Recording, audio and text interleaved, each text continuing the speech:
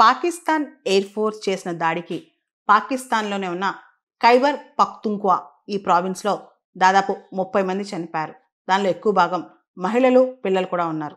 ఈ అటాక్ ఏదైతే Pakistan air force చేసిందో సెప్టెంబర్ 22 తెల్లవారుజామున 2 గంటలు చేసింది. పాకిస్తాన్లోని ఖైబర్ పఖ్తుంఖ్వా ప్రావిన్స్, ప్రత్యేకంగా తిరాహ్ వ్యాలీలో ఎయిర్ స్ట్రైక్స్ అయ్యాయి.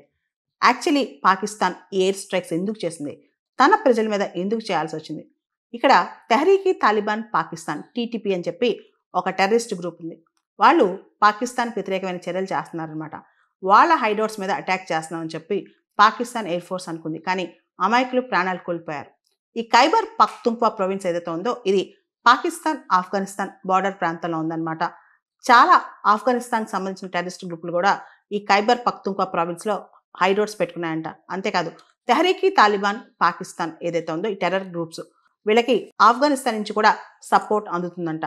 దీనికి సంబంధించి పాకిస్తాన్ ఎయిర్ ఫోర్స్ వాళ్ళు తిరాహ్ వ్యాలీ ఏదైతే ఉందో ఖైబర్ పఖ్తుంఖ్వా ప్రావిన్స్లో దాని మీద అటాక్ చేశారనమాట.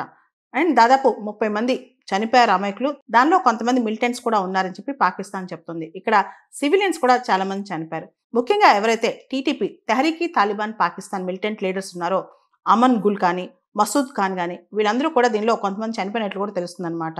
ఈ మిలిటరీ గ్రూప్స్ ఇక్కడ వెపన్ మేకింగ్ కానీ లేకపోతే బాంబ్ మేకింగ్ మెటీరియల్ కానీ కూడా హైడౌట్స్లో పెట్టారని అంటున్నారనమాట.